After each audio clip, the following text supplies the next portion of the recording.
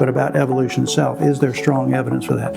And of course, in 1925, William Jennings Bryan said, no, there's not. I'm going to show you the 4 points that he made, and then we're going to talk about current updates, those same arguments that he made in 1925. Number one is this, that Charles Darwin brushed aside the real issue, not of origin of the species, but the origin of life itself. Number two, Bryan said that there are two drivers for Darwinian evolution, and those are, of course, random mutations and natural selection. Number three, chemistry, he said, does not explain evolution. Number four, finally, he said there is no distinctive proof of the origin of any new species.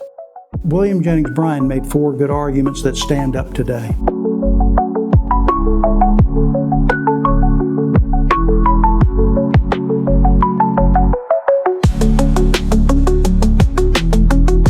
Hey, welcome to Church for Skeptics. Dan Arsenal here. We're in a series now, and we'll give you the big picture and then the smaller pictures on the case for theism in the last 100 years. And our point is that science itself has been used by the Lord to show the evidence for himself all the way back from Romans 1, of course, where the Bible says that the creation itself gives evidence for the Creator. And it's so much evidence, so strong in its overwhelming evidence that everybody's without excuse. Well, that's way pre-science, of course.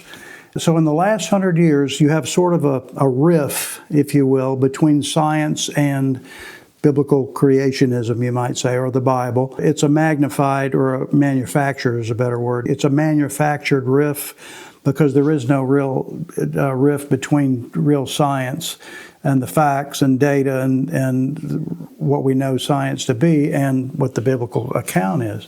There's no problem between the two. Now, that doesn't mean that scientists have not tried to make one, and now the kind of the consensus view is that you either have to believe in science or faith, one of the, as if they're diametrically opposed. Well, they're not.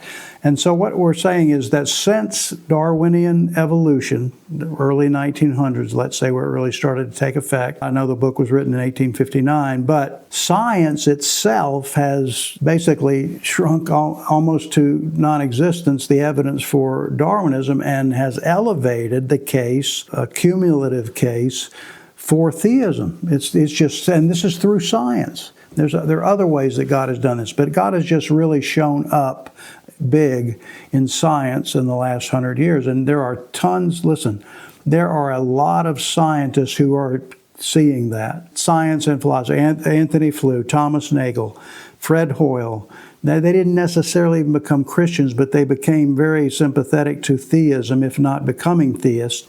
Maybe they were deists. But there's just one after another. Even Robert Jastrow, who's a staunch agnostic, Jewish in his culture, he even said that it's the supernatural is evident. It's so evident, and of course he's gone to find out at this point, I think in 2010. But the point is this, that the evidence for the supernatural, the evidence for creation, the evidence for an intelligent designer is just out of sight. If you are willing to listen, if you're willing to look at that, once you know these things, once you know that the universe had a beginning, once you know, and I'm piling the bricks up again like I do almost every time, you pile up these bricks and the evidence gets heavier and heavier.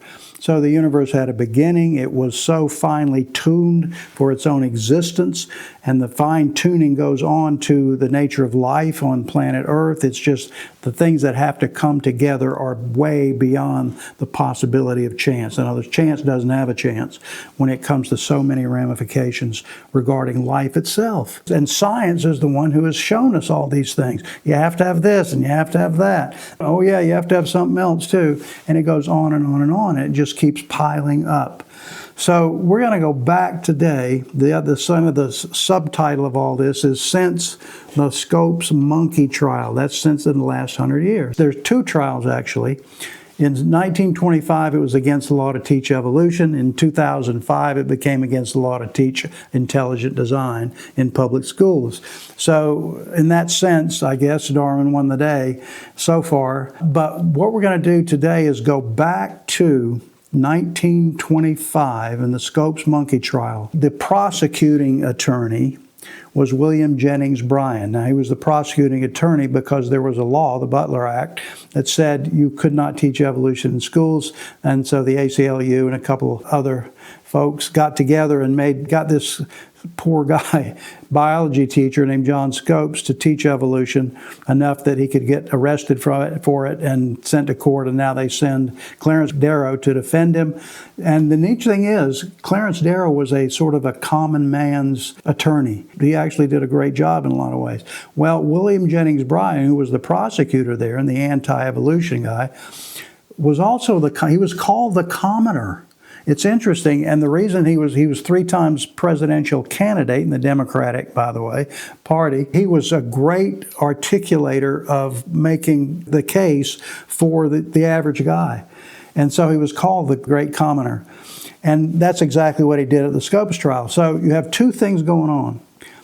One is the issue of free speech. And so I think that's what the movie in 1960, there was a highly fictional account of that, but that was their emphasis. You can't outlaw the teaching of evolution because it's a scientific theory and has some evidence behind it. So you can't just shut it down. Well, the same thing is true, of course, with the biblical account of creation and the scientific theory of intelligent design. There's nothing anti-science and say, I think this happened by design. I think there's an intelligent designer. It's just common sense.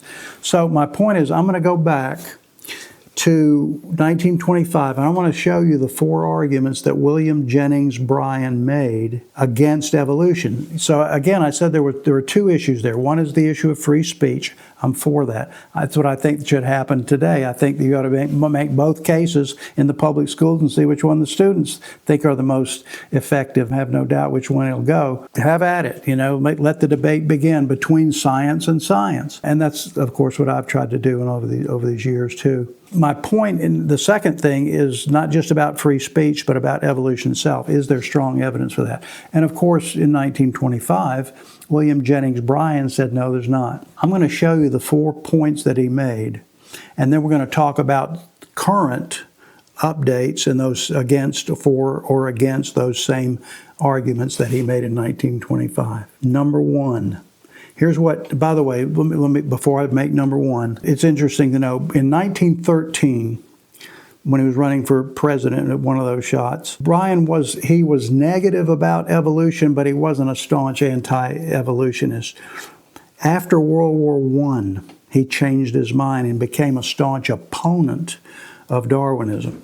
Now, why did he do that? What made the change? Well, here's what he says. He says, before I was just kind of neutral about it, but now he says the ramifications of Darwin have done great damage to the world. Now, here's what he's thinking. When he says that, here's what he means. Number 1, Karl Marx was a staunch evolutionist, and so you have in the 1800s also the whole Marxism thing. And this is 1917 now. You have the Bolshevik Revolution. It was based on, the communist theory was based on Darwinism. It was based on the inevitable rise of the masses against those who were the owners and the oppressors. Of course, the result of that was horrendous. And more as that time went on. And by 1925, he said something's wrong with Darwinism because it's producing that. Here's what he said. In Darwin, Marx, Nietzsche, there is an argument made in advance, here's what he said, for the horrors of the communist and the Nazi regimes. That's what he said later. And what he's saying is that the foundation for Darwinism, which is survival of the fittest, was used to promote the communist agenda, and it was also used to promote the Nazi agenda. That's what it's all about, survival of the fittest. And who was the fittest? Well, the Aryan race at that time, according to Hitler. In communism, of course, it's the workers revolting. So they're surviving by killing everybody else, pretty much, in both cases. So you have these horrible ramifications. That doesn't mean, of course, that every evolutionist is a Darwinist. I mean, every Darwinist is a Marxist or a Nazi, of course, not at all. But they did lend themselves to that. And that's what, anyway, my point is that's what got Bryan, William Jennings Bryan, up in arms against it. And so here's what he makes his case. Now we're to number one. Here was his first case against Darwin. Keep in mind, he wasn't arguing against free speech. He was arguing against Darwinism. Number one is this, that Charles Darwin brushed aside the real issue, not of origin of the species, but the origin of life itself, the origin of any species of any kind. So where did life come from? That was his argument in 1925, number one. Basic is you can't teach evolution because you're brushing out the basis of it, which is the origin of life itself. Well, what's the current status of that? Well, go backwards a little bit to 1953 in the Stanley Miller experiment. No life, of course, was produced. And listen, here's the point. We can't even produce life on purpose. There's been no experiment that has shown at all that life could have come about by random chemical reactions. And that's exactly where it stands today. As a matter of fact, the leading geneticist in the world right now is a guy named James Tour. He says they ought to defund all this origin of life study. It's just a waste of money because we're not going to produce it by nature. That's number one. Number two, Bryan said that there are two drivers for Darwinian evolution, and those are, of course, we know this is true, random mutations and natural selection.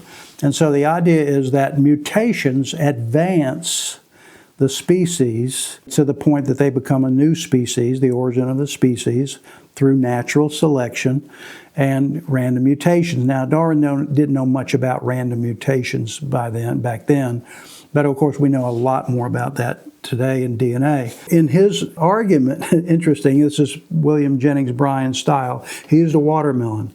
And basically he said you put one seed of watermelon in the ground and it produces all these beautiful things. How's that possible per evolution? How's it possible for a seed to generate the beautiful melon and the green outside that protects it and the wonderful flavor and all the seeds in it that are the same as the one you just planted? How's that possible?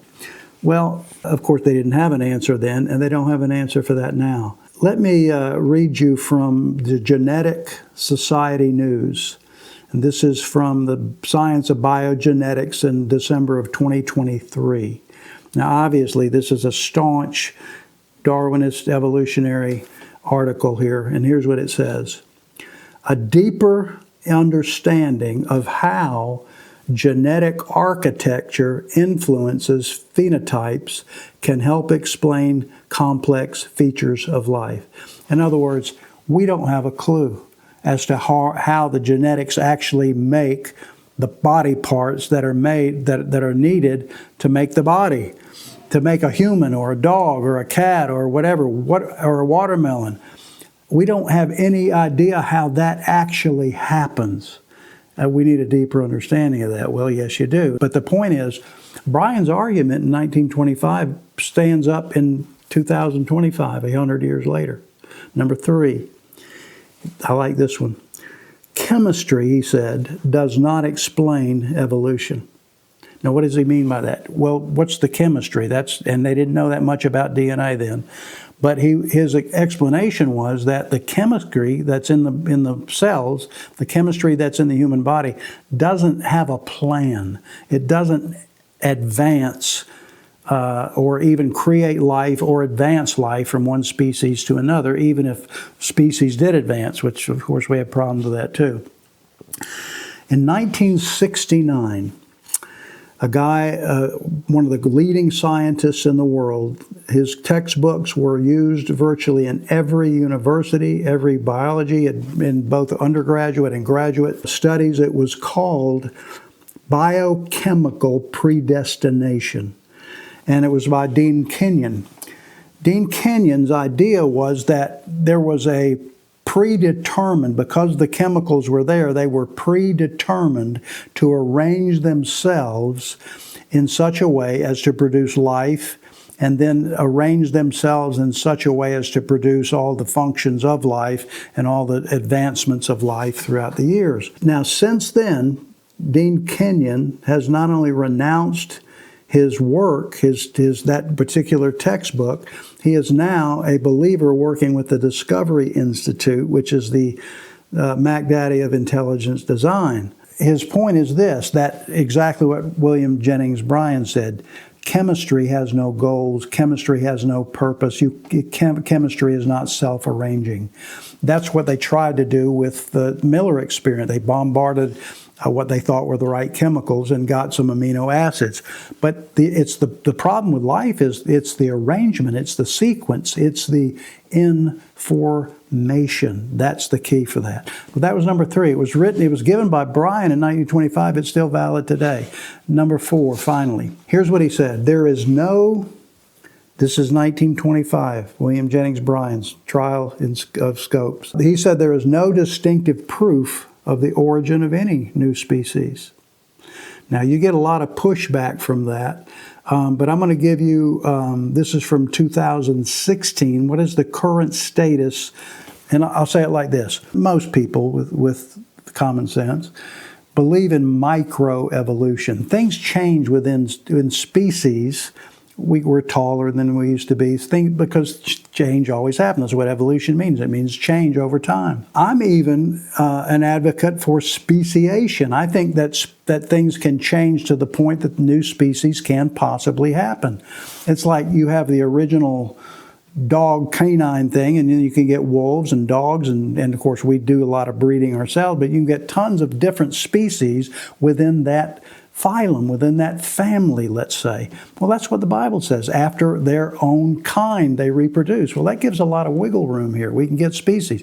But what he said at that point was there's no evidence from science, there's no definitive proof of the origin of new species. And he might say families. Basically, there's no evidence for macroevolution. That's the big idea.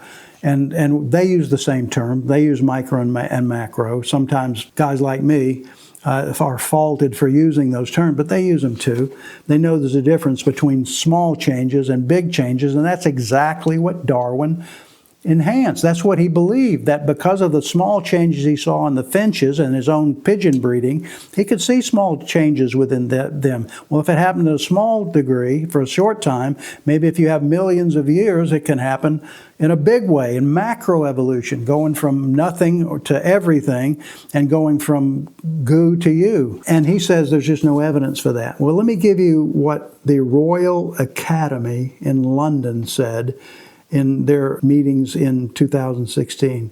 They said there's just no progress in the scientific community for macroevolution. You think about the so-called missing links and so forth. They have to scrounge and try to find every possible way to turn something into a new species or a transitional fossil. They're not definitive at all. My point is this. If evolution were true, if Darwinism were true, there should be more transitional fossils than there are current fossils, because there would have to be so many transitions to go from, let's say, a bird or a reptile to a bird. And yeah, I know about Archaeopteryx. You can imagine how many transitions there would have to be to go from like an amphibian to a fish, to an amphibian, to a reptile, to a bird, and put humans in there. You would have to have more transitional fossils than anything living today or living in the past that's gone extinct. But there are none. They find a few here and there they think might have, and the whole idea is common characteristics. And that's the only thing, that if they have similar things, they must have similar ancestors. Well, think about this, and I'll close with this. The bumblebee should not fly aerodynamically, but it does. And the reason it flies is because its wings do a figure eight, and they do them so fast that the bumblebee can actually hover. It overcomes its aerodynamic restrictions. Of course, we think that's a wonder of creation, that God did that just to show He could. Now, here's the thing. There's another species that does exactly the same thing, virtually the same thing. That's hummingbirds. Now, they're a lot lighter and they're more aerodynamic, but their wings at 2,000 flaps a second can actually turn upside down, and so when they flap, they can go, when their wings go up and down, they can go up because the wings can rotate. But they also have this figure eight pattern. And so I Googled, since bumblebees and hummingbirds have the exact same pattern for their wings, the way they operate, doesn't that, if that's similar characteristics, doesn't that mean they have a common ancestor? And the answer was no. No, they're just different. I think that's the evidence for a lot of things. They're just different because you have, and the similarities are because we have a common creator, not common ancestor. All those things, my point is, that we'll close with this. William Jennings Bryan made 4 good arguments that stand up today. Evolution has not advanced. The fossil record has not really advanced. Even DNA has gone the other direction. That intelligence is everywhere because information is everywhere. I hope this is helpful to you. This is the 100th anniversary of the Scopes monkey trial and the 20th anniversary of the Dover trial that outlawed intelligent design in public schools. So that's my job. Since it can't be done in the schools, I'm going to tout it a little bit here on Church for Skeptics. Thanks for watching.